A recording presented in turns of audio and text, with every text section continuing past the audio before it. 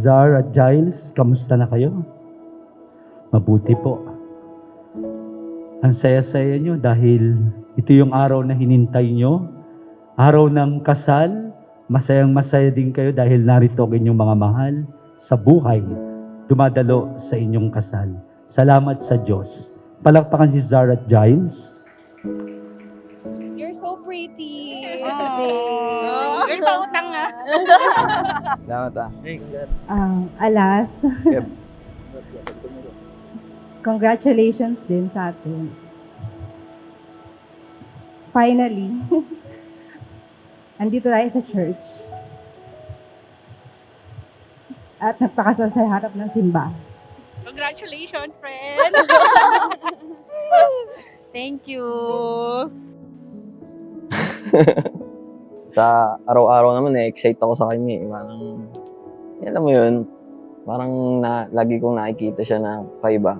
Lagi may kakaiba ako na nararamdaman. Boso mo ngayon.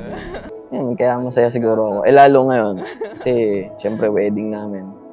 Special tong araw na to para sa amin. Maraming salamat sa pagmamahal, pagpapasyensya, pag-aalaga. Remison, no? Lagyan natin yung alak mamaya. Atol. Ano nangyari? Wait.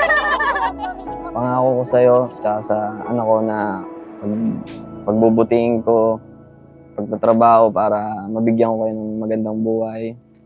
Mapasaya ko kayo. Papakita ko araw-araw ang pagmamahal ko sa inyo. Maraming salamat sa lahat.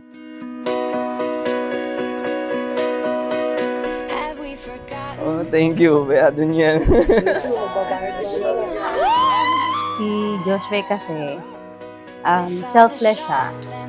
So yan, lagi niyang unahin yung mga tao sa paligid niya before himself. Tingin ko, sikreto namin. Ay kami nag-uusap.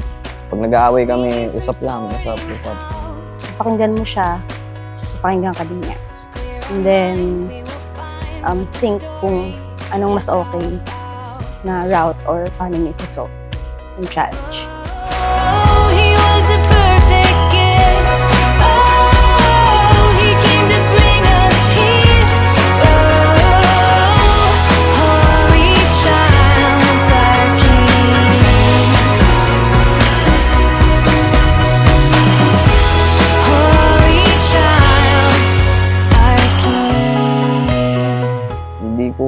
Hindi ko masabi kung anong mararamdaman ko dun eh.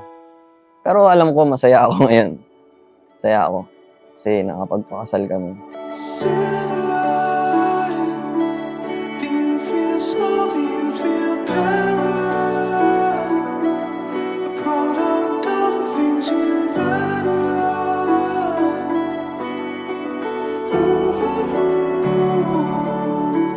Maraming salamat sa lahat ng tulong mo, sa pag-aalaga mo sa akin, sa anak natin, sa lahat ng binibigay mo sa akin, pagkalinga, hindi mo ako pinapabayaan.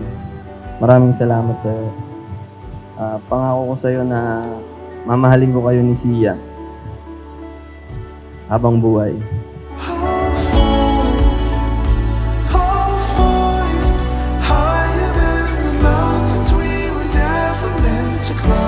Giles, sumasang-ayon ka ba? Maging asawa ni Zar, narito ngayon, alinsunod sa batas at mga alituntunin ng ating banal na simbahan. Opo, Father. Zar, sumasang-ayon ka ba? Maging may bahay si Giles, narito ngayon, alinsunod sa batas at mga alituntunin ng ating banal na simbahan. Opo, Padre.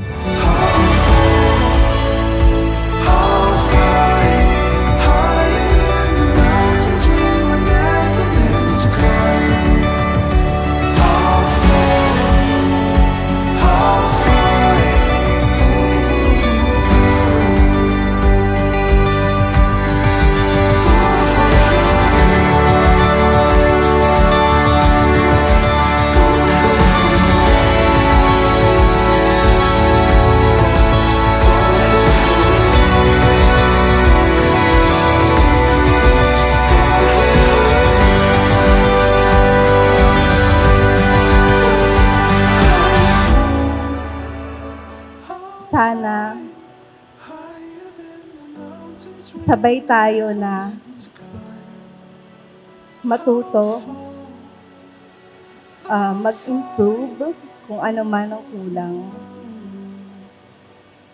At higit sa lahat, huwag tayong magsawang magpasensya at mahalin ang isa't isa. I love you. Look at us now. Oh, look at us now. Look at us now. Look at us now. Sana napasaya kita dito ngayon sa araw ng wedding natin. Yun lang siguro. I love you.